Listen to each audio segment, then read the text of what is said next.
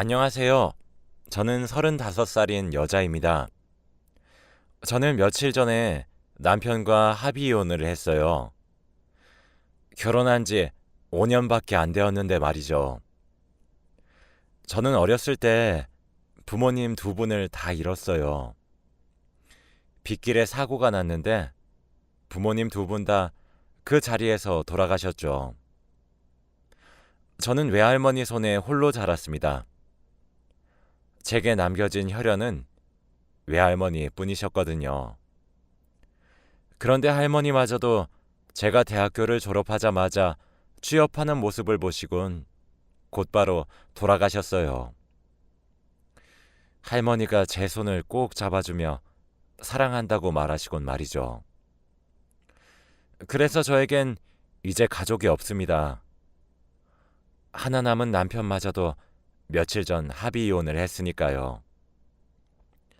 주위에 얘기할 만한 친구도 없어요. 혼자 아등바등 살아왔거든요. 그래서 하소연을 한번 해보려고 이렇게 글을 써내려가 봅니다. 저는 할머니가 돌아가시고 정말 외로웠어요. 세상이 무너지는 것만 같았죠. 그리고 홀로 남겨져 있다는 사실이 정말 두려웠습니다. 그러나 슬픔에 오래 빠져 있을 수도 없었어요. 살아야 했거든요. 살아남기 위해서 일을 해야만 했고 돈도 벌어야 했습니다. 저에겐 마지막이었던 가족과 이별하는 시간도 사치였어요. 그렇게 저는 독해졌습니다.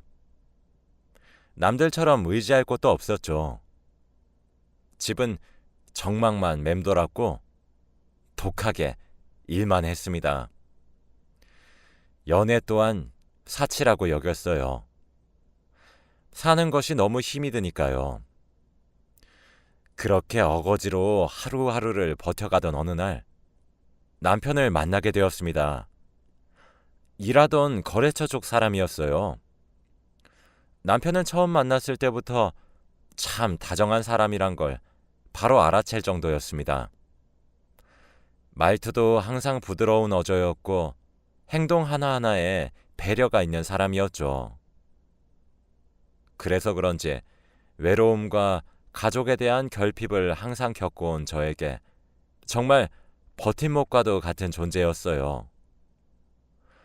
운명을 믿을 나이는 한참 지났지만 돌아가신 부모님과 할머니가 저에게 준 선물과도 같은 존재라고 믿을 정도였죠. 남편은 저에게 먼저 대시했습니다. 우린 누가 먼저랄 것도 없이 사랑에 빠졌고 자연스럽게 만나기 시작했어요. 그렇게 결혼 또한 약속하는 사이가 되었습니다. 깊은 사이로 발전하게 되자 어느 날 남편은 저에게 고백할 것이 있다고 말했어요.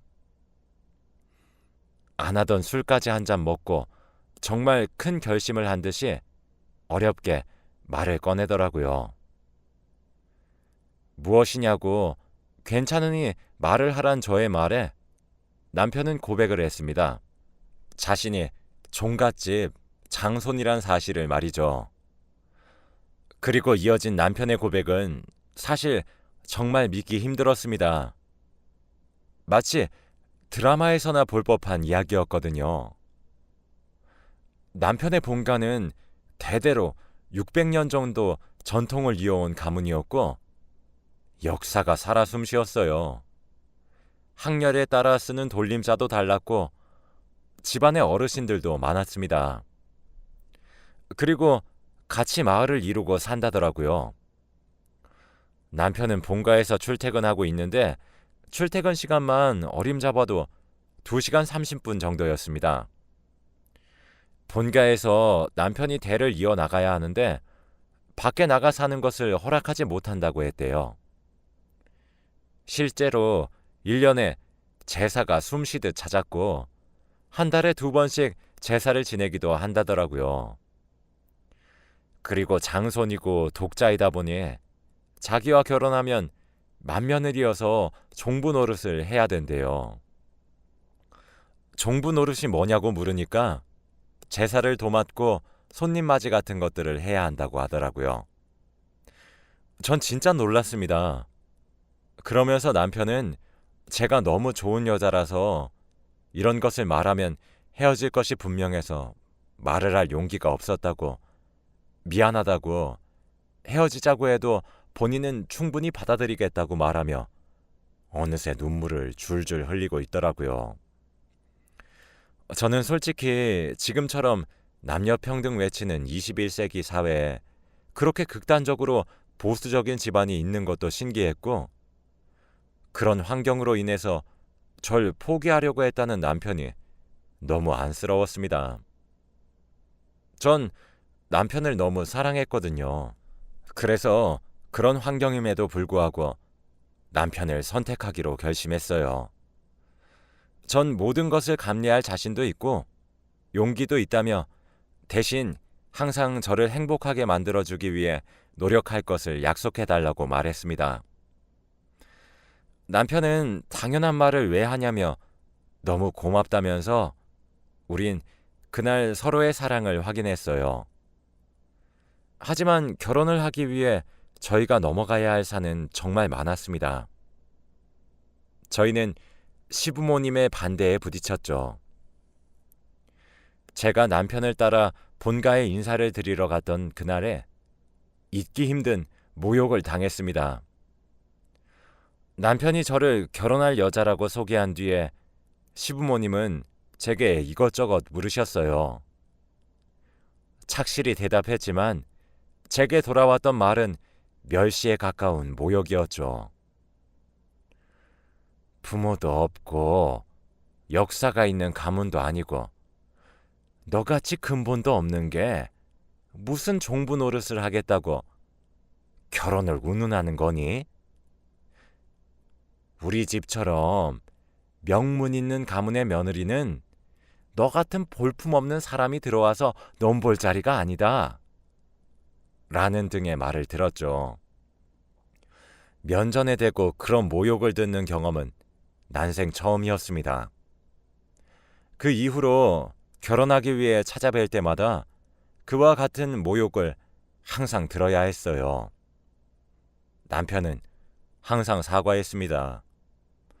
본인이 그런 것도 아니었는데 미안하다고 항상 울먹였죠. 그래서 저는 견딜 수 있었어요. 무엇보다 제 남편은 저를 귀한 보물처럼 아껴주었으니까요. 저는 노력했지만 시부모님으로부터 돌아온 것은 무시와 모욕이었고 점점 지쳐갔습니다. 지금 생각해보면 차라리 그때 그만둘 것을 이라는 생각이 간혹 나네요. 저는 남편의 그런 모습을 보고 견딜 수 있을 것이라고 결혼을 결심했지만 그게 저만의 자만이었고 큰 오산이었던 사실을 얼마 가지 않아 알게 되었거든요. 제 불찰이죠. 결국 저희는 결혼을 하게 되었습니다.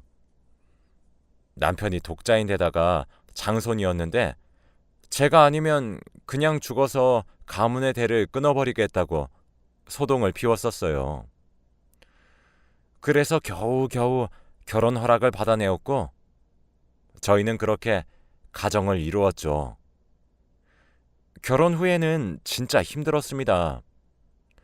결혼을 하고 나니 제게 일을 그만두고 집안의 가풍을 익히시길 바라셨어요.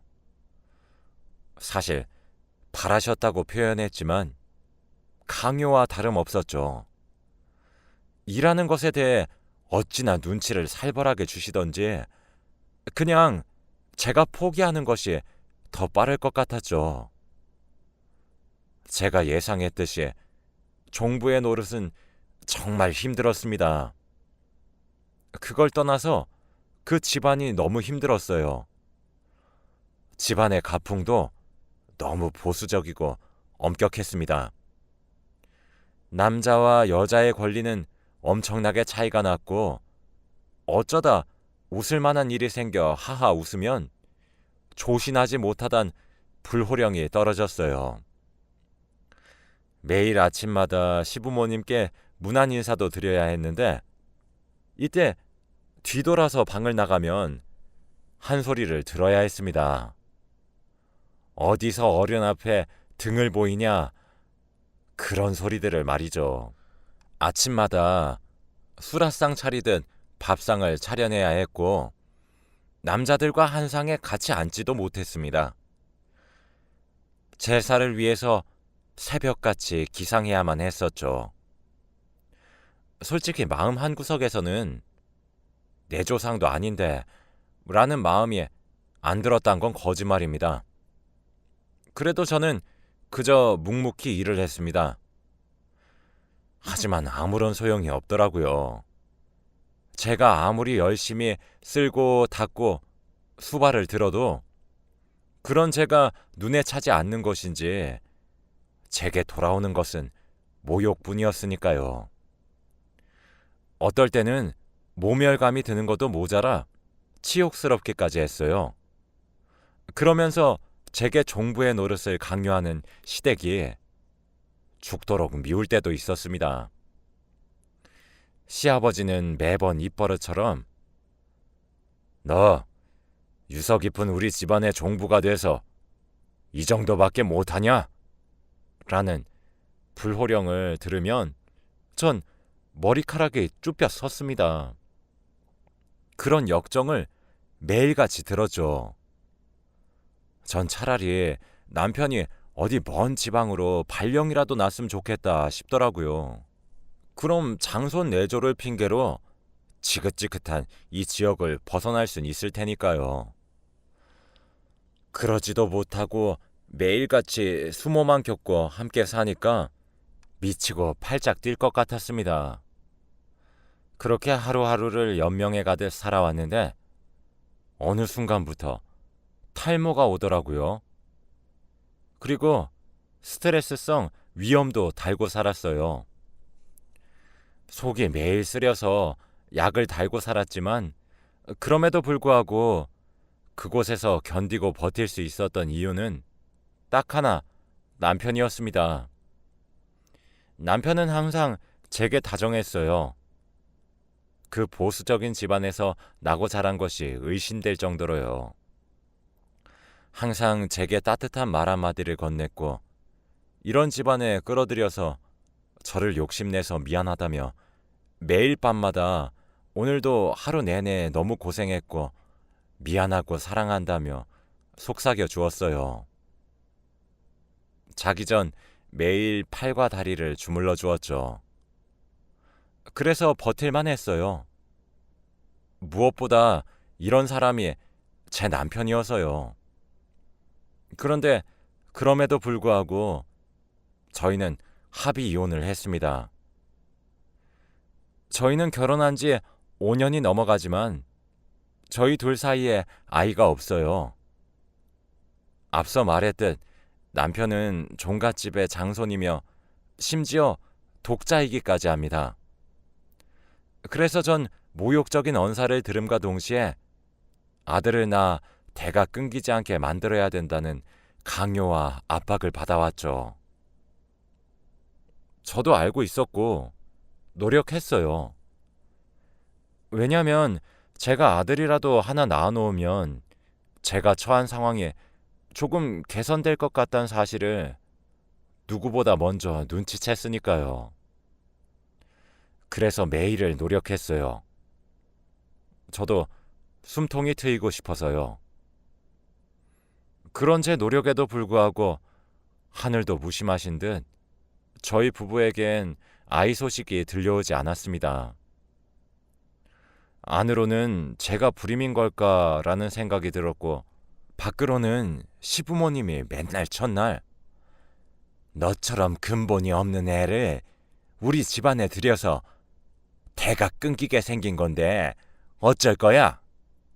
라거나 너는 어쩜 몸뚱이 하나 멀쩡하지 않은 거니?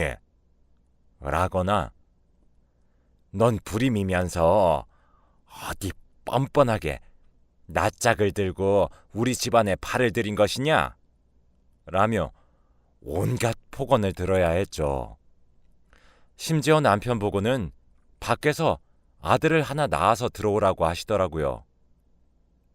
피가 바짝바짝 마르는 기분이었습니다.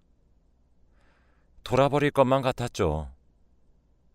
그래서 그런 건지 하루하루 지나갈수록 바짝바짝 말라가는 스스로가 안쓰러워졌습니다. 그러다 제가 남편에게 불임 검사를 받아보겠다고 제안했어요. 저도 제가 불임이란 소리를 매일 들으니 혹시 정말 그런 것은 아닐까라는 생각이 들었거든요. 정말 저한테 문제가 있는 것인지 알고 싶었습니다. 다정한 남편은 그럼 함께 검사받자고 했어요. 왜 본인은 빼냐면서요.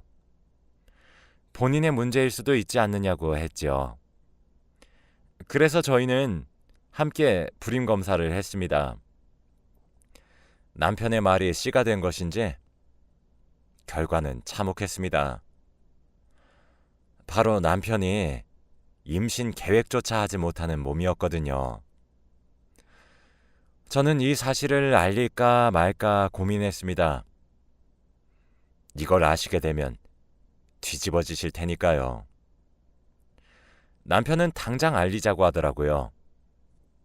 그래야 제가 조금이라도 덜 힘들어진다고 말하면서요. 그래서 저희는 이 사실을 시댁에 알렸습니다. 역시 제가 예상했던 대로 뒤집어지셨어요. 문제는 두 분만 뒤집어지신 것이 아니라 온 집안이 뒤집어졌단 거였죠. 믿지 않으려고 하시는 시부모님께 결과지를 보여드렸습니다. 시어머니는 그 자리에서 풀썩 주저앉으셨고 시아버지는 뒷목을 잡고 뒤로 넘어가셨습니다. 시부모님뿐만이 아니라 집안의 어르신들의 반응도 파란만장 그 자체였죠. 전 솔직히 고소했어요. 내심 그렇게 많이 괴롭혀서 벌 받은 거라고 생각했었거든요. 본인들 장손의 문제니까 어찌할 도리가 있겠냐고 생각했죠. 저는 사실 제가 외롭게 커와 그런지 아이에 대한 욕심이 크지 않았고 남편은 자기 때문에 아이를 갖지 못한다는 사실에 제게 미안해했지만 저는 사실 별로 상관이 없었어요. 부모를 일찍 여의고 할머니 손에 자라서 어떻게 아이를 길러야 할지 알지 못하기도 했으니까요. 그렇게 저는 괜찮다 생각하고 별 생각 없이 이 일을 넘겼습니다. 장손의 신체가 안 된다는데 시댁에서 어쩔 도리가 없을 것이니까요. 근데 진짜 오산이었죠. 한 보름 정도 지났을까? 시부모님이 저희 부부를 방으로 부르셨습니다. 전 사실 기대했고 바랬어요. 제가 이제껏 받아온 모욕과 멸시, 그리고 강요와 강압에 대한 사과까진 바라지도 않았고, 다만 지금보다는 훨씬 덜한 정도로 괴롭히시겠지 싶었거든요. 그런데 제 예상을 뛰어넘으셨습니다. 시아버지는 제게 한 가지 제안을 하셨어요. 며느라, 우리 집은 이대로 대가 끊길 순 없다. 저번에 너희들 불임검사 결과지를 받아보니 우리 아들은 결과가 그렇게 나왔지만 네 자궁은 건강하다고 되어 있더구나. 그러니 네가 애를 낳아 대를 잇도록 하자. 라고 했어요. 저는 아버님, 그렇지만 그이는 아이를 가질 수 없는 몸인데 어떻게 그러나요? 라고 물었어요. 시아버님 입에서 이어진 제안은 차마 믿기 힘들 정도로 정말 충격적이었습니다. 우리 가문에 불임센터에서 일하는 사람이 있어. 원래 시험관 시술은 혼인신고를 한 부부에게만 허용되지만 내가 잘 이야기했더니 내 정자를 네 남편 거로 해서 시험관을 하도록 도와준다고 하더구나. 그러니까 너는 내일부터 몸과 마음을 청결히 하고 아이를 가질 준비를 하도록 해라. 라셨어요. 사실 제안도 아니었습니다. 명령에 더욱 가까우셨죠. 전 당연히 그 자리에서 거부했어요. 아버님, 어쩜 제게 그런 말 같지도 않은 제안을 하시나요? 제가 아버님 정자를 받아야 한다뇨. 말이 된다고 생각하세요? 라고 했더니 그럼 가문의 대가 끊겨야 하는 거냐? 라며 오히려 제게 역정을 내셨습니다. 제가 지르는 소리에 한동안 멍하니 넋을 놓은 것처럼 앉아있던 남편은 그제서야 정신을 차린 것인지 제 말에 동조하면서 그건 아니라고 소리쳤어요. 그러고는 제 손을 잡고 그 자리에서 나왔죠.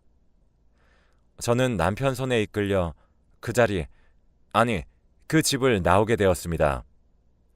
지금 생각해도 참 충격적이에요. 너무 구역질이 나는 제안이지 않나요? 제가 시아버지의 첩입니까? 어쩜 그런 비인간적인 제안을 눈 하나 깜짝하지 않고 하실 수 있죠?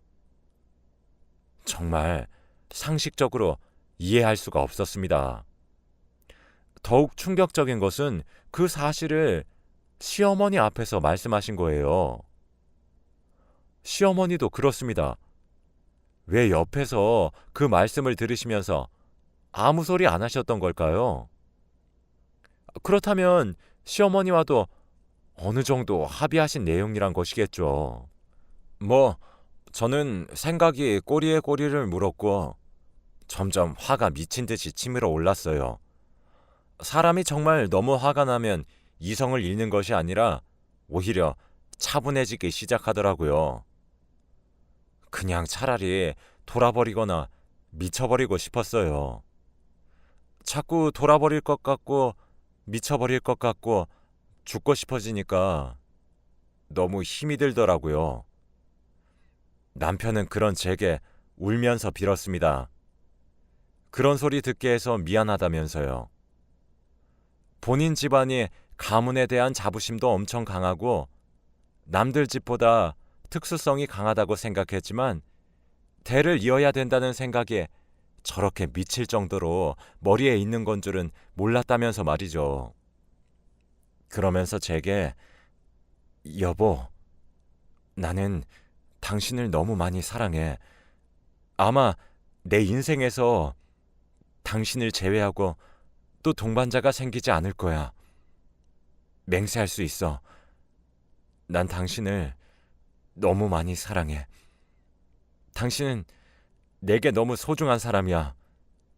당신이랑 연애하고 결혼하는 내내 너무 행복했어. 그런데 내가 당신을 곁에 두고 싶어하는 이기적인 욕심에 당신에게 희생을 강요한 것만 같아. 당신이 핍박을 받고 힘들어하고 그런 모습들을 다 보면서도 내가 좀 더 잘해주자, 더 아끼고 사랑하자, 그렇게 행동하자 수없이 다짐해왔어. 근데 너무 내 욕심인 것만 같다. 오히려 내가 당신을 탐내서 당신이 더 망가져만 가는 것 같아. 너무 미안해. 이런 꼴을 당하게 해서 정말 너무 미안해, 여보. 위자료로 쳐도 좋아. 당신이 무엇을 하든 새로 자리 잡는 것에 대해 내가 모든 것을 지원할게. 내가 해줄 수 있는 것들이 이런 것들 뿐이라 너무 미안해. 여보, 우리 이혼하자. 라고 울면서 제게 합의 이혼을 제안했습니다. 저는 남편에게 물었어요. 아니야, 여보. 그러지 마. 당신 나 정말 사랑한다며. 그렇다면 그냥 우리끼리 살자. 응? 그 집안에서 나와서 나만 바라보고 살면 안 돼? 정말 당신 욕심처럼 우리 둘만 나와 살자. 응? 라고 했어요. 남편은 미안해. 정말 할 말이 없어. 나도 마음 같아서는 그러고 싶어. 그치만 안 될 것 같아. 나를 욕하고 이기적이라고 비난을 해도 좋아. 받아들일게.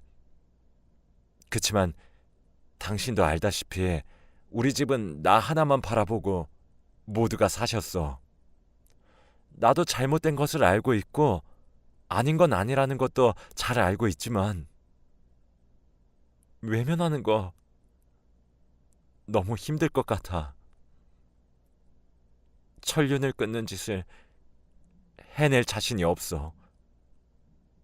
정말 미안해, 여보. 이런 이기적이고 용기 없는 사람이라 너무 미안해. 라며 엉엉 울기 시작했습니다. 저는 남편을 향해 비난했어요. 너무 이기적이라고 말이죠. 당신 너무 이기적인 거 아니야? 그럼 내 인생은 뭐가 되는 건데? 당신 따라 혈혈단신으로 그 잘난 집안에 이리 치이고 저리 치이며 갖은 고생이란 고생은 다 하고 결혼하면서 일도 그만두게 해서 경력도 단절되고 내가 지금 나가서 뭐 해 먹고 살아야 되는 건데 이렇게 될 줄 알았으면 당신이랑 결혼도 하지 않았을 텐데 당신 너무 이기적이야. 정말 너무 이기적이다. 사랑하는 여자도 제대로 못 지켜주고 아닌 걸 잘 알면서 그놈의 가문이 뭐라고 집안도 버리지도 못하고 무엇 하나 손에서 놓을 줄을 모르니 어떻게 하나를 내려놓을 줄 모르냐고. 어떻게 둘 다 양손에 쥐려고만 하는 거야. 정말 너무하다. 정말 너무해. 나 이런 사람을 남편이라고 모든 희생을 감수하고 그 모멸감을 견뎌왔던 거야? 나 지금 너무나도 허탈한 거 알아? 다른 사람도 아니고 어떻게 네가 나한테 이렇게 할 수가 있어? 이때까지 너는 내가 핍박을 받을 때도 한 번도 앞서서 나서준 적 없잖아. 나는 그래도 괜찮았어. 나는 당신을 너무 사랑해서 모든 걸 이해하려고 노력했다고. 근데 너 뭐야? 나를 옆에는 두고 싶은데 부모님께 맞서는 건 겁이 났니? 어쩜 그렇게 사람이 이기적이고 야속할 수가 있어? 어떻게 다른 사람도 아니고 나한테 그럴 수가 있냐고! 라고 소리쳤습니다. 어느새 눈에선 미친 듯이 눈물이 나오더라고요. 남편은 제 비난을 들으며 그저 미안하다는 말만 되풀이하였고 빌기만 했습니다. 저희는 그렇게 며칠 전 합의 이혼을 했어요. 남편의 본가에서 이 일을 알고 미친 듯이 연락이 왔었지만 전부 차단했고 남편도 막았는지 더 이상 연락은 따로 오지 않고 있습니다. 저는 이게 잘한 일인 걸까 싶네요. 이 생각이 하루에 12번도 더 들어요. 앞으로의 일 또한 눈앞이 캄캄하고요. 그런데도 저는 정말 인정하고 싶지 않지만 아직 남편을 너무 많이 사랑하고 있습니다. 그리고 남편 또한 저와 마찬가지란 사실이에요. 저에게 일어난 이 드라마 같은 일들이 아직도 참 실감이 안 납니다. 저도 언젠가 이걸 딛고 일어나서 다시 열심히 살아갈 수 있을까요? 제게 일어난 이 비극이 참 믿기지가 않네요. 제 사연을 들어주셔서 감사합니다. 그저 제게 잘했다고 한마디만 해주세요. 오늘은 그저 위로만 받고 싶네요. 감사합니다.